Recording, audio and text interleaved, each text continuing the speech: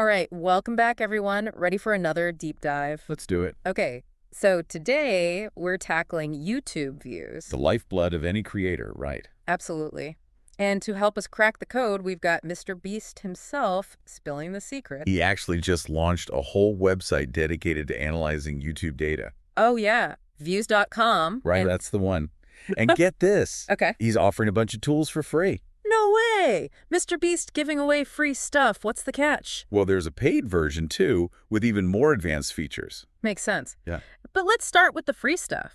What kind of tools are we talking about? So, first off, you can see any channel's analytics. Whoa, wait a minute. Any channel, even like the biggest YouTubers? Yep, even those. It's like peeking behind the curtain, seeing where their views are coming from. That's wild. So like subscriber counts, average views, that sort of thing. Way more than that. It even breaks down views from longer videos versus those super short YouTube shorts. Ah, that's smart. Mr. Beast really seems to be hammering that distinction home. He does.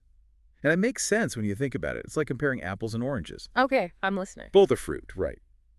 But they appeal to different tastes, grow in different ways. So you're saying it's not just about chasing the highest number of views, it's about understanding what kind of content is driving those views. Exactly. And views.com dives even deeper. Yeah. You can track daily views for individual videos. So you can see like when a video starts to trend or if it's losing steam. Exactly.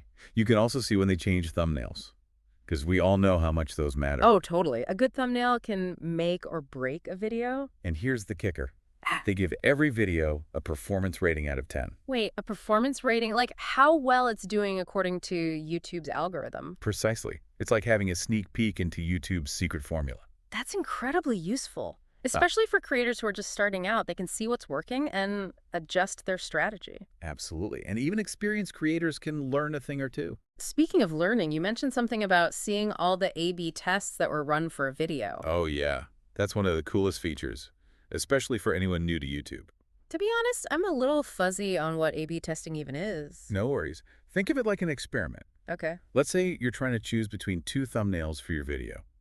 You show thumbnail A to half your audience and thumbnail B to the other half. So you're seeing which one gets more clicks. Exactly. Views.com lets you see the results of other creators' tests so you can learn from their successes and failures.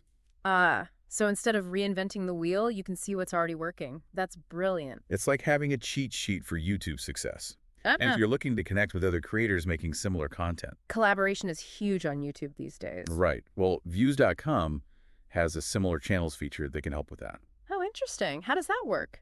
It analyzes a channel style and suggests others that might be a good fit for collaborations. So you can find potential partners and grow your audience together? Exactly. And there's even more packed into the free version. They have real-time top charts. Like a leaderboard for creators. Yep.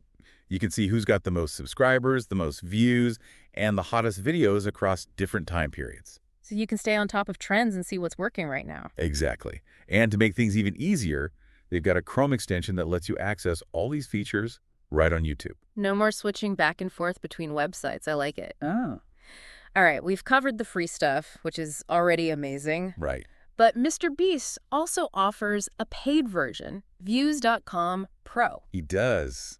And that's where things get really wild. Okay, I'm definitely intrigued. What's the first mind-blowing feature they offer in the Pro version? One of the coolest is the Outliers tool. It's like a detective tool for YouTube success. A detective tool. Okay, I'm all ears. Imagine a channel usually gets about 10,000 views per video. Then suddenly, one video blows up and gets 1 million views. Ah, so that's an outlier. Exactly. The Outliers tool helps you find those videos that dramatically outperformed a channel's average. And by studying those, you can figure out what made them so successful. Precisely. Maybe it was the thumbnail, the title, the editing style, even the topic. So it's not just seeing that a video went viral, it's understanding W8 why it went viral. Exactly.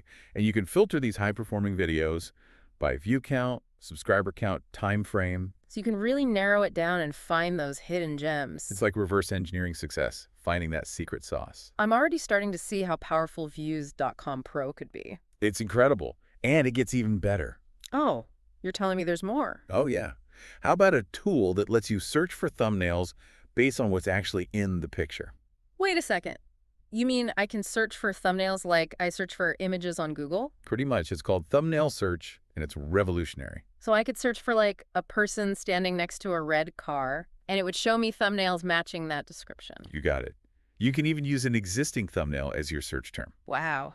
That would save so much time and effort when designing thumbnails. Right. It's a game changer. Okay, my mind is officially blown. What else does Views.com Pro have up its sleeve? Well, get this. You can actually see all the A/B tests that are happening on YouTube right now. Seriously, we get to see what other YouTubers are testing. Yep, all the ongoing tests. It's like having a master class in YouTube strategy, taught by the platform's biggest creators. Mr. Beast seems really big on learning from other people's experiments. He is. He even gives an example in his video. Oh. Tell me more. So, Ryan Trahan was testing thumbnails for his most expensive airline video. And guess what? The winning thumbnail was split in half, showing economy on one side and first class on the other. Interesting. So it was playing on that contrast, that sense of what if. Exactly. And get this, Mr. Beast did a similar video a year earlier, ran the same kind of test, and guess what? The split thumbnail one for him too. You got it. Some strategies are timeless, right? It's fascinating to see how that works. Okay, we've got the outliers tool, thumbnail search, A/B test analysis.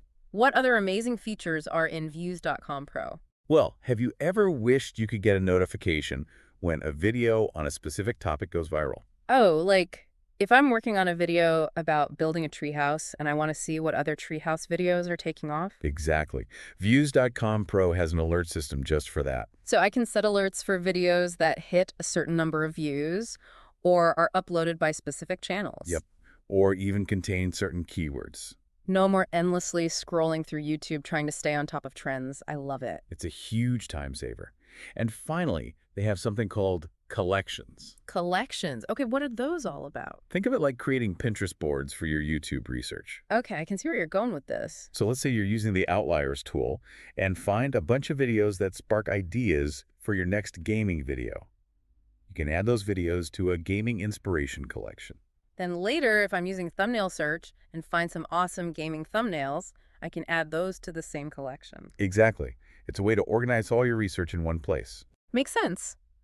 Especially when you're dealing with so much data. Right. It's all about making the data work for you, not the other way around. This pro version is sounding incredible. And to top it all off, Mr. Beast said there are over a dozen more tools in development. I know. It's like this is just the beginning. It really is. It's clear Mr. Beast and his team are committed to pushing the boundaries of what's possible with YouTube analytics. Absolutely. And that's exciting for creators at all levels. Okay, so we've covered a ton of ground here, from the free features to the mind-blowing pro tools. We have. But before we get too lost in the technical details, I want to take a step back. Sounds good. Remember at the beginning when Mr. Beast was showing Views.com? Yeah. He kept emphasizing the difference between views from long videos versus those short YouTube shorts. Oh, absolutely. He even said, let's say a channel is popping off and getting 1 billion views a month. Well, if they're getting 1 billion views a month from shorts, that is completely different than if they're getting 1 billion views a month from long form. Exactly. Why do you think he's making such a big deal about that distinction? I mean, a view is a view, isn't it? Well, yes and no. A view does count towards a channel's overall metrics. Right. But the type of content driving those views can really impact the channel's growth, monetization, its overall success. Okay, so let's break this down for our listeners. What exactly do we mean by long form versus short form content? So generally speaking, long form refers to videos that are 10 minutes or longer, Okay. while short form is anything under 10 minutes, with YouTube Shorts being the most obvious example. All right, so why would a channel with 1 billion views from shorts be in a different position than a channel with 1 billion views from longer videos? There are a few key reasons. The first is audience engagement. It tends to be different for each type of content. How so? Well, long-form videos require more investment from the viewer. They're choosing to spend a significant chunk of time with that content. Makes sense. And that often leads to higher watch times, more comments, a stronger sense of connection between the creator and the audience. It's like you're more invested in a movie than a 30-second commercial, right? Exactly. And that deeper engagement can lead to a more loyal fan base, which is super valuable for long-term success. Makes sense. Short-form content, on the other hand, is often consumed more passively.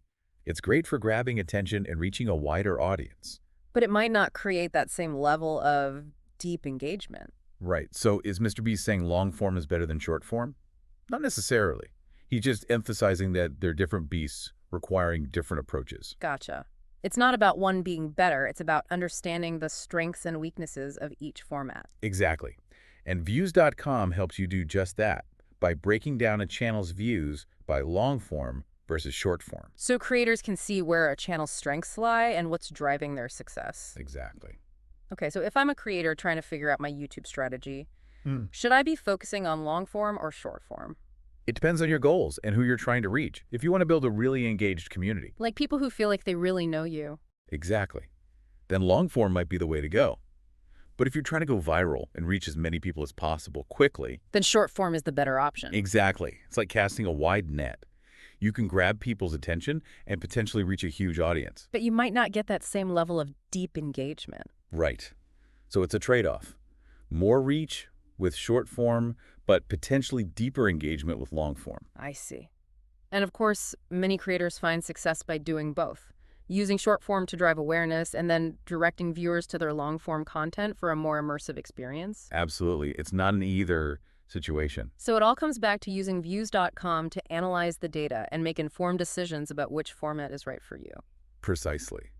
And that makes me think about Mr. Beast's own content strategy. Oh, yeah. He's killing it in both the long form and short form worlds. He is. His main channel is known for those crazy expensive videos, right? Exactly. But then his Mr. Beast 2 channel, where he announced Views.com, is all about shorts. It's such a smart strategy. He's using different formats for different purposes. So his main channel is about spectacle, pushing the boundaries of what's possible on YouTube. And then Mr. Beast 2 is like his testing ground, where he can experiment with shorts, reach a wider audience. And maybe even drive some of those viewers back to his main channel. Exactly. And by showcasing Views.com on his Shorts channel, Right. he's using the platform that's best for quick, attention-grabbing content to promote a tool that's all about deep analysis and long-term success. It's like he's practicing what he preaches, showing us how to leverage different formats for maximum impact. He's definitely a master of the YouTube game.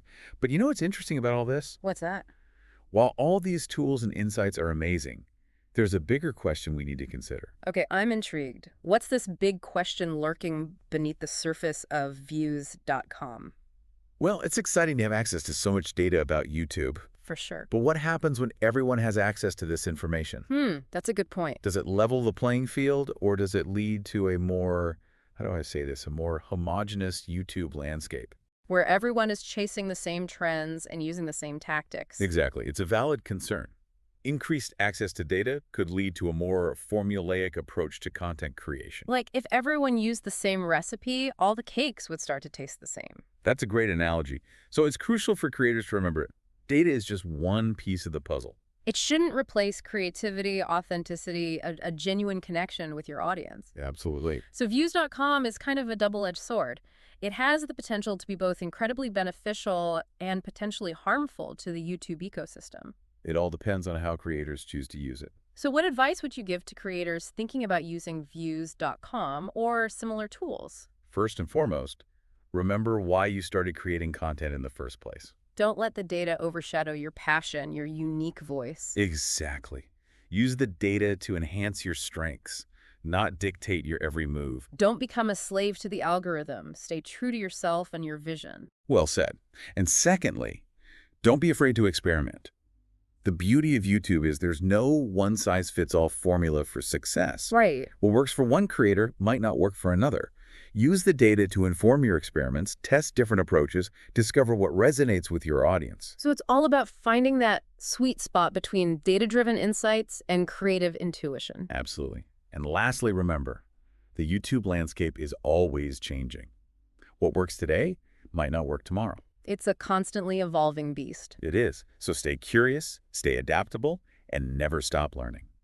Views.com can help you stay ahead of the curve, but it's up to you to interpret the data and make smart decisions. Okay, so ultimately, the power lies with the creators, not the algorithms. I completely agree. We have the ability to shape the future of YouTube by using these tools responsibly and creatively. Well said. This has been an incredibly insightful deep dive. We've learned about some game-changing tools, explored those different content formats, and even grappled with those ethical questions about data access. It has been fascinating. But now, I want to turn the question over to you, our listener. If you had access to Views.com Pro, what's the first thing you'd investigate? What burning question about YouTube would you try to answer? We'd love to hear your thoughts. Head over to our website or social media and let us know. This is just the beginning of the conversation, and we're excited to keep exploring this ever-evolving world of YouTube with all of you. Until next time, keep creating, keep learning, and keep diving deep. See you then. Well, a view does count towards a channel's overall metrics. Right. But the type of content driving those views can have like a significant impact on a channel's growth, monetization, their overall success, all of that. Okay, so let's break this down, for everyone listening. Sure. What exactly do we mean by long-form versus short-form content when we talk about YouTube? So generally speaking, long-form content refers to videos that are 10 minutes or longer. Okay. And then short-form content that refers to videos that are under 10 minutes, with YouTube Shorts, being the most prominent example. Right. Okay, so then why would a channel with, let's say, 1 billion views from Shorts, why would they be in a different position than a channel with 1 billion views from those longer videos? There are a few key reasons. The first is audience engagement. It tends to be different for long-form versus short-form. In what way? Well, long-form videos, they typically require more investment from the viewer, Yeah. right? They're choosing to spend a good chunk of their time with that content. Yeah, that makes sense. And that often leads to higher watch times, more comments, a stronger sense of connection, between the creator and the audience. Okay, yeah, I get that. It's like you're more invested in a movie than you are in a 30-second commercial, right? Exactly. And that deeper engagement, it can translate into a more loyal, more dedicated fan base, which is super valuable for a creator in the long run. Right, for sure. So then short-form content, that's more, consumed passively. Often, yeah. Yeah. It's great for grabbing attention quickly and reaching a wider audience. But it's harder to build that same level of deep engagement. It can be, yeah. So is Victor B saying that one is better than the other? Like, is long form better than short form? No, not necessarily. What he's doing is emphasizing that they're just different. They're different beasts and they require different approaches. Gotcha. So it's not about one being better. It's about understanding the strengths and weaknesses of each. Exactly. Okay, so that's where views.com comes in, right? Yeah. Because it can break down a channel's views by long form versus short form. Precisely. So creators can actually see at a glance, where a channel's strengths lie. Yeah, and what kind of content is really driving their success? Okay, so then if I'm a creator trying to figure out my YouTube strategy, what should I be focusing on, long form or short form? It really all comes down to your goals and who you're trying to reach, If you want to build a really engaged community, connect with viewers on a deeper level, Yeah. then long form might be the way to go. Yeah. Think about those creators who've built strong communities around their videos. People feel like they really know them. Right. And then if I'm trying to go viral, reach as many people as possible as quickly as possible, then it sounds like short form is the way to go. Exactly. Short form, it's like casting a wide net. You can grab people's attention, potentially reach a massive audience. But it might be harder to get that deeper engagement we were talking about. Right, so it's sort of a trade-off. Okay, more reach with short form, but maybe deeper engagement with long form. You got it. And of course, there are creators who use both. Oh, absolutely. Lots of them. Using short form to drive awareness, and then sending those viewers over to their long form content. Right, for like a more immersive experience. Yeah, exactly. So it's not like an either a situation. Yeah. You can use both strategically. Exactly, and that's what makes views.com so valuable. It gives you that data you need to make an informed decision. About which format's right for you and your channel. Exactly. And, it makes me think about Mr. Beast's own content strategy. Oh yeah, he's obviously doing something right. He is. He's really killing it in both the long-form and short-form worlds. He is. His main channel is known for those crazy expensive videos. Yes. He's created a brand around those epic productions. Right. But then Mr. Beast 2, the channel where he announced views.com, that's all shorts. Right. It's like his testing ground. Okay, so he can experiment with shorts, reach a wider audience. And maybe even drive some of those viewers back to his main channel. Right. That makes sense. It's a Yeah. clever strategy. It is. And by showcasing views.com on his shorts channel, he's, using the platform that's best for quick, attention-grabbing content. Right. To promote a tool that's all about deep analysis and long-term success. He's practicing what he preaches. Yes. Showing us how to leverage those different formats. Yeah, for maximum impact. He's a master of the YouTube game. He really is. But you know what I find interesting about all this? What's that? Well, all these tools and insights, they are incredible. For sure. But there's a bigger question we have to consider. Ooh. Okay. I'm listening. Yeah. What is it? What's this big question that's lurking beneath the surface? Well, it's all very exciting, this idea of having access to so much data about YouTube. Yeah. But what happens when everyone has access to this information? Yeah, that's a good point. I mean, does it level the playing field, or does it lead to, I don't know how to put this, like a more homogenous YouTube landscape? Where everyone is just chasing the same trends, using the same tactics. Exactly. Yeah, I can see how that could happen. It's a valid concern. There's always a risk that more access to data could lead to a more formulaic approach to content. Yeah, like if everyone used the same recipe, all the cakes would taste the same, right? That's a great analogy. So it's crucial for creators to remember. Data is just one piece of the puzzle. Okay. It's not the whole thing. Yeah. It can provide insights, but it should never replace that creativity, the authenticity, the genuine connection with an audience. Right. Don't let the data become the only thing. So views.com, it's like a double-edged sword, right? It could be incredibly beneficial, but it also has the potential to be harmful. To the YouTube ecosystem, yeah. It all depends on how creators choose to use it. So then what advice would you give to creators who are thinking about using views.com or any other data tools like it? I think the first and maybe most important thing to remember is why you started creating content in the first place. Like, what's your passion? Yeah. Don't let the data overshadow that or your unique voice. Use the data to enhance your strengths, not to dictate your every move. Right. Don't become a slave to the algorithm. Exactly. And secondly, don't be afraid to experiment. The great thing about YouTube is there's no one-size-fits-all approach. Yeah, it's true. What works for one person might not work for another. Right. So use the data to inform those experiments, Test different approaches, figure out what resonates with your audience. So find that sweet spot between the data and your intuition. Exactly. And finally, you have to remember that YouTube, the landscape, it's constantly changing. Yeah, it's like a moving target. It is. So stay curious, stay adaptable, never stop learning. Views.com can help you stay ahead of the curve. Keep up with those changes. Right. But ultimately, it's up to you to interpret that data and make smart decisions. Okay, so the power lies with the creators, not the algorithm. I think so, yeah. We have the ability to shape the future of YouTube. By using these tools responsibly and creatively. Yeah, absolutely. Well said. This has been such an insightful deep dive. We've learned about these incredible tools, explored the differences between those different content formats. And we even talked about those ethical implications of having access to all this data. It's been a great conversation. It has. But now I want to hear from you, our listener. What are your thoughts on views.com? Would you use it? Yeah, tell us. What are your biggest takeaways?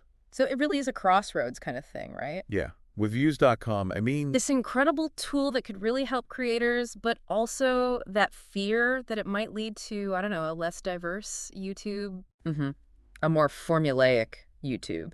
Exactly. So is there a way to, use the power of data without losing that creative spark? Well, that's the million-dollar question, isn't it? It Yeah. really all comes down to how we choose to use these tools. Data can be an incredibly valuable guide. Right. But it should never, dictate every single move we make. It's about finding that balance, between the data-driven insights and our own creative intuition. So it's not about letting the data make all the decisions for Yeah. us. It's more about using it to inform our choices. Exactly. Okay, I like that. So then how can creators, actually use views.com and these other data tools out there in a way that, helps their creativity rather than stifling it?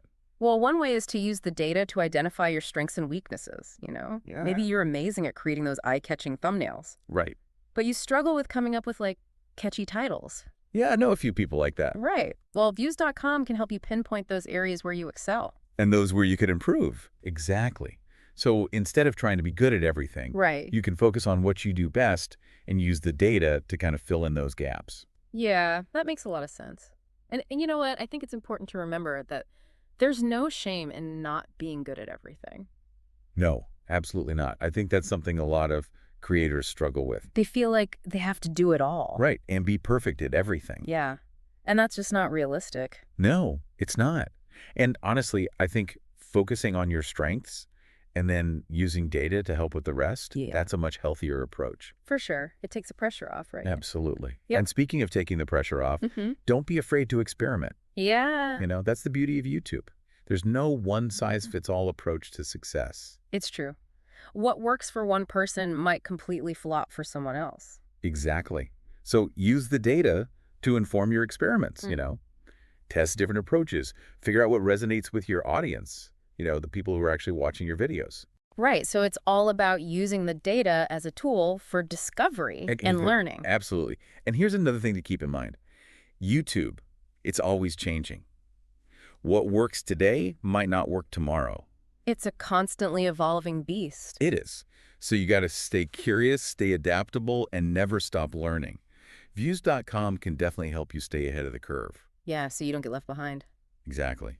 But ultimately, it's up to us, the creators, Right. to interpret the data and make those smart decisions. So at the end of the day, the power really does lie with the creators, not the algorithm. I truly believe that, yeah. We have the ability to shape the future of YouTube, by using these tools responsibly and creatively. Well said. I couldn't agree more. This has been an awesome deep dive. I feel like we've learned so much about views.com, Yeah. explored those differences between long form and short form content, and even grappled with those big ethical questions about data access. It's been a great conversation. It really has.